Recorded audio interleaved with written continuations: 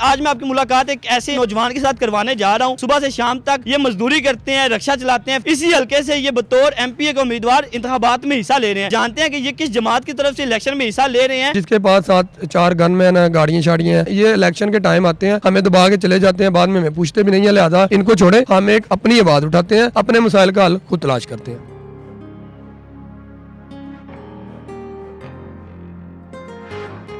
मुझे ये बताइएगा, क्या नाम है आपका, किस हल्के से आप इंतखाबात में हिस्सा ले रहे हैं? शाहजेब अली मेरा नाम है। पाकिस्तान नजरियाती पार्टी का मैं समझ लें अदना सा एक कारकुन हूँ और कैंडिडेट हूँ, और शेखपुरा के हल्के PP 143 से मैं इंतखाबात में हिस्सा ले रहा हूँ। किस शोबे के साथ मुंसलिक है आप और सियासत में किस तरह आए हैं?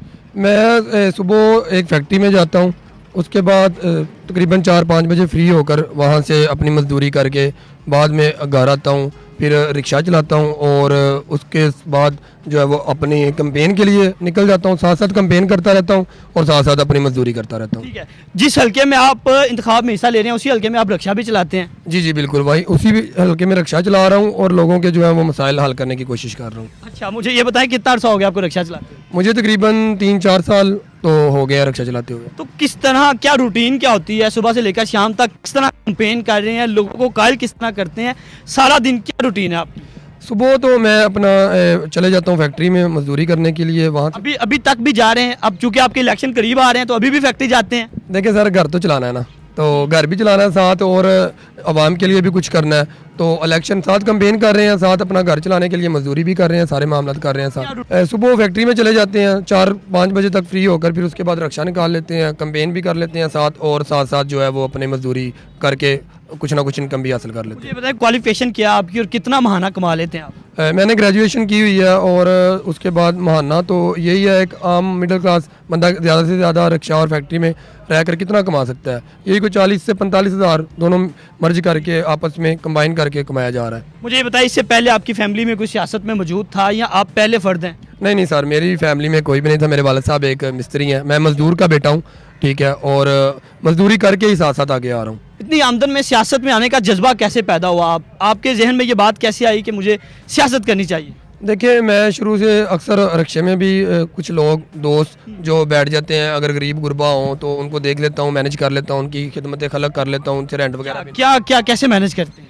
मैनेज यही है ना कि हम उनको उनसे रेंट नहीं लेते, ठीक है। अगर उनको कोई सर्विस चाहिए हो, लाइक उनका कोई बच्चा बीमार हो जाए, कोई उनका बड़ा बीमार हो जाए और उन्होंने कहीं हॉस्पिटल में जाना हो, उनके पास पेमेंट ना हो, तो उनको सर्विस दे देते हैं कि भाई आओ, मैं आपको ले जाता हूँ, और वहाँ पर जाके चेकअप भी करवा देते हैं, और जो है उनके दूसरे मसाइल रेंट वाले हैं वो भी उनको पेश नहीं आते। फ्री में अगर कोई सवारी जिसके पास पैसे ना हो उसको फ्री में ले जाते हैं, इस तरह अपने हल्के की आवाम की खिदमत कर रहे हैं।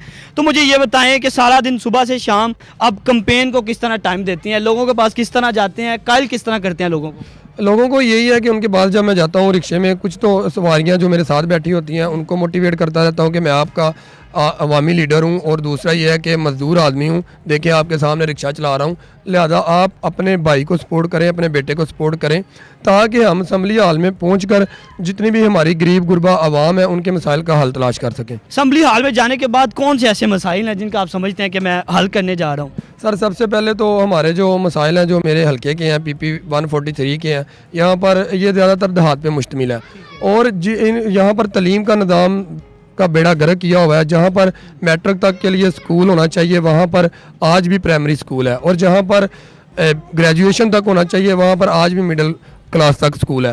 तो देखिए, आप अगर उसको चेंज नहीं करेंगे, लोगों को तालीम नहीं देंगे, शऊर नहीं आएगा, तो कैसे ये लोग तरक्की करेंगे, किस तरह अपने हक के लिए बात कर सकें। आप एक रिक्शे पे जाते हैं कैंपेन के लिए, लोगों का क्या रिस्पांस होता है, लोग किस तरह आपको रिस्पांस करते हैं? सर, यहाँ पर आप मुझे बताएं कि प्राडो वाले की कोई बंदा इज्जत करता है? प्राडो वाला तो रोब जमाने आता है, गरीब पब्लिक पे रोब जमाने आता है। इलेक्शन से पहले उनके बच्चों के बोसे लेता है, पकड़ पकड़ के लाड़ प्यार करता है, और इलेक्शन के बाद क्या करता है, उन्हीं बच्चों को नीचे कुचल के चला जाता है। वो भी देखे ना कि उन्हीं बच्चों को कुचल के, तब उसको ख्याल नहीं आता कि यार ये मेरे हल्के की गरीब आवाम, उनके बच्चे हैं, मैं तब गाड़ी खड़ी करके साइड पे उनसे प्यार करूं। तो भाई ये सारे रोब जमाते हैं गरीब आवाम पर, और इंशाल्लाह मैं इस मंशूर के साथ निकला हूँ, अपने जो मिडिल क्लास लोग हैं, गरीब आवाम है, उनकी आवाज़ के साथ निकला हूँ इंशाल्लाह, और उनको साथ लेकर असम्बली हाल तक पहुँचूँगा।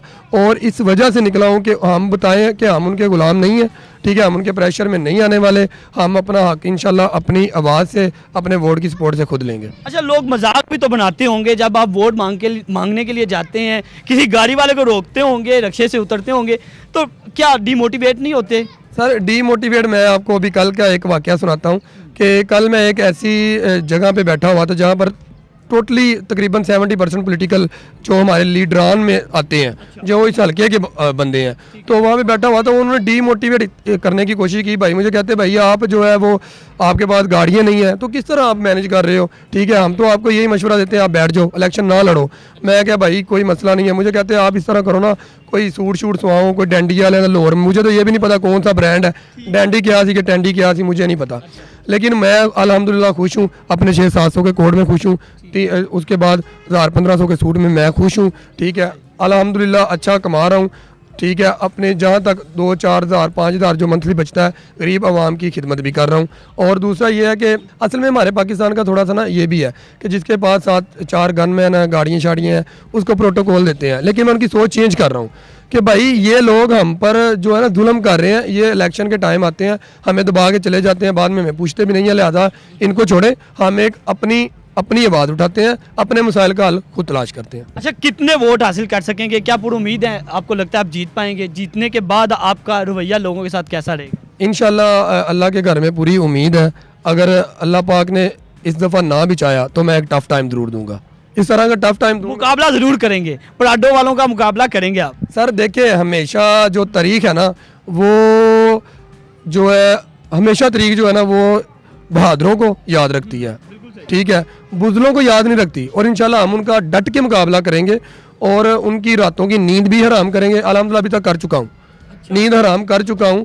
तो दूसरा ये है कि इलेक्शन के बाद की आप अगर बात कर रहे हैं तो इंशाल्लाह जिस तरह आज हूँ, इलेक्शन के बाद भी इसी तरह होगा, अपनी आवाम के साथ होगा, अपने गरीब भाइयों के साथ होगा, मिडिल क्लास भाइयों के साथ होगा, अपने गरीबों के बच्चों के साथ होगा इंशाल्लाह। अच्छा, जब आप रिक्शे पे निकलते हैं, गली गली जाते हैं, लोगों को मिलते हैं, तो उन्हें क्या तारुफ करवाते हैं? और अगर आप तारुफ करवाते हैं कि मैं गरीब हूँ, तो लोग उस पर फिर आपको मुस्बत अंदाज में देख रहे हैं या टाउंट भी करते हैं? कुछ लोग कुछ दोस्त टाउंट करते हैं, बड़े तो नहीं करते। बड़े हमेशा जो है ना वो हौसला देते हैं कि बेटा परेशान नहीं होना, इंशाल्लाह अल्लाह एक दिन आएगा जब तुम्हारा भी आएगा और हमारा आएगा, हम सब मिलकर जो है ना अपने मसाइल का हल तलाश करेंगे। अच्छा, अगर जीत जाते हैं तो हम देखते हैं कि आप जिस तरह आपने पहले खुद भी मेंशन किया, सियासतदानों के रवैये तब्दील हो जाते हैं। एमपीए बनने के बाद आप भी बड़ी पराडों में बैठ जाएंगे, असम्बली का हिस्सा बन जाएंगे और बड़े बड़े लोगों में बैठना शुरू हो जाएंगे, फिर ये बातें कहाँ? सर असल में मैं एक मजदूर मिस्त्री का बेटा हूँ और 6ठी क्लास में जब मैं स्टडी कर रहा था तो मैं 7 दर्जियों का काम कर रहा था। अच्छा, आप टेलर मास्टर भी रह चुके हैं? अल्हम्दुलिल्लाह मैं टेलर मास्टर भी रह चुका हूँ और बहुत अच्छा रह चुका हूँ। और फिर उसके बाद जब मैंने मैट्रिक तक की तालीम की, दर्जियों का काम कर करके 7 मैट्रिक तक तालीम पूरी की, फिर उसके बाद मैंने रिक्शा लिया और मैं DHQ हॉस्पिटल में वहाँ से मैंने मेडिकल का कोर्स भी किया और साथ में रिक्शा सुबह चलाया करता था। आज भी अपनी आवाम को ये बताना चाहता हूँ कि यार एक गरीब मिस्त्री का बेटा, एक रिक्शा चलाने वाला, एक मजदूर रेडी लगाने वाला, गधा गाड़ी चलाने वाला, साइकिल को पंचर लगाने वाला, उसका बेटा भी असम्बली हाल तक पहुंच सकता है। वो तभी पहुंचेगा जब आप लोग उसका साथ देंगे। अच्छा, मुझे ये बताएं कितना खर्चा हो जाता है? अब इंतखाबात का चूँकि ज़ोरों शोर जारी है, कंपेन के लिए भी निकलते हैं, साथ साथ काम भी कर रहे हैं, तो रोज़ाना कितना खर्चा हो जाता है? सर खर्चे की तो अगर बात करें तो पाकिस्तान की सियासत को, पॉलिटिकल को इस तरह से कर दिया गया है कि इसमें करोड़ों रुपये भी कम है। लेकिन मैं ज़्यादा इश्तिहारात, ज़्यादा फ्लैक्सिंग तो करवा नहीं सकता, जल्द से जुलूस कर नहीं सकता। मैं घर घर जा रहा हूँ, ठीक है, घर घर जाके मैं दरवाज़ा नोक कर रहा हूँ, अपना मंशूर बता रहा हूँ, उनको बता रहा हूँ कि मैं गरीब मिस्त्री का बेटा हूँ, आप जैसा हूँ, लिहाजा मुझे सपोर्ट करें। 8 तारीख को रेलवे इंजन पर ठप्पा लगाकर अपने भाई को कामयाब करें और इंशाल्लाह मैं कामयाब होऊंगा। अच्छा, एमपीए मुंतखब हो जाते हैं, जीत जाते हैं, उसके बाद सबसे पहला क्या काम करेंगे? सबसे पहला काम एक तो नहीं, मेरे इस टाइम तो इंशाल्लाह 3 काम है जो मैंने सोचे हुए हैं कि सबसे पहले इंशाल्लाह वो मैं करूँगा। एक तो अपने हल्के के जितने भी स्कूल हैं उनको अपग्रेड करूँगा, जो मिडिल तक है उनको ज़्यादा नहीं तो चलो मैट्रिक तक करूँगा, जो प्राइमरी तक है वो मैट्रिक तक नहीं तो मिडिल क्लास तक उनको ज़रूर करूँगा। उसके बाद मैं अपने हल्के में मुख्तलिफ जगहों पे ऐसे ऐसे कारखाने बनवाऊँगा जहाँ पर हमारे नौजवान बच्चों को वहाँ पर स्किल्स सिखाई जाएंगी, उनको हुनर सिखाया जाएगा ताकि वो कल को अपना बिजनेस कर सकें। और इसी तरह मैं एक फ़ीमेल के लिए भी, औरतों के लिए भी कारखाने बनाऊँगा जहाँ पर वो अपने हुनर सीखेंगे और हुनर सीख कर पाकिस्तान की डूबती हुई माशियत को आगे लेकर चलेंगे। अच्छा, मुझे ये बताएं कि इंतखाबात की कैंपेन में हम देखते हैं रवायती तौर पर कि बड़ी बड़ी रैलियां निकाली जाती हैं, बड़े बड़े जलसे जुलूस होते हैं, 25-25, 30-30 गाड़ियों के काफिले लेके देहातों में एंटर हुआ जाता है। तो आप किस तरह अपनी रैलियों को मैनेज कर रहे हैं, जलसे जुलूसों को किस तरह देख रहे हैं, या सिर्फ डोर टू डोर कैंपेन ही कर रहे हैं? सर कभी इत्तेफाक हुआ तो देखिएगा वो सारी गाड़ियाँ खाली होती हैं, एक ड्राइवर होता है बस उसमें, ठीक है, और वो सारी रेंट पे गाड़ियाँ होती हैं सिर्फ रोब जमाने के लिए। और अल्हम्दुलिल्लाह मैं जब निकलता हूँ तो मेरे साथ अवाम होती है और पैदल होती है, नज़र भी आ रहा होता है कि कैंपेन हो रही है, रैली जा रही है। अच्छा, लोग किस तरह के मुतालबात करते हैं? जब किसी से वोट मांगे जाते हैं तो लोगों के यकीनन मुतालबात भी होते हैं, तो लोग क्या मुतालबा करते हैं आपसे? अभी तक तो जो लोगों ने मुतालबात किए हैं वो ज़्यादातर आपको पता है हमारे माशरे में ना ये बहुत चीज़ है कि साड़ी सड़क बना दो, साड़ी नाली बनवा दो, ठीक है। और कभी रक्शे पे किसी सवारी को लेके जा रहे हो और उसने कहा मेरा किराया माफ़ कर दो, मैंने किराया नहीं देना, मैं तुम्हें वोट दे दूंगा, इस तरह अक्सर होता है, लेकिन ये है कि मैं उनको ये कहता हूँ कि अगर मैं किराया आपको छोड़ता हूँ और उसके बदले में आप वोट देते हैं तो मुझे आपके वोट की ज़रूरत नहीं है। तो किराया भी लेते हैं और वोट भी लेना है, किराया भी लेना है? नहीं, इस तरह नहीं। देखें, अगर तो वो मुझसे डील कर रहा है, देखिए वो तो मैं फिर उससे जो है ना वोट पैसे दे के ले रहा हूँ। कभी ये वाक़या पेश भी आया है? बहुत ज़्यादा हमारे होते हैं गरीब लोग जो अक्सर मजबूर होते हैं, घर का राशन तक नहीं होता, तो वो मुझे कॉल कर देते हैं कि शजेब भाई हमें आपकी हेल्प की ज़रूरत है, तो मैं उनके साथ चले जाता हूँ। और मैं बात का तो इस तरह का भी सीन आ जाता है कि खुद से भी कोई उनके मामलात, उनका बच्चा बीमार हो या उनका कोई बुजुर्ग बीमार हो तो मेडिसिन तक भी उनको फराहम कर देता हूँ।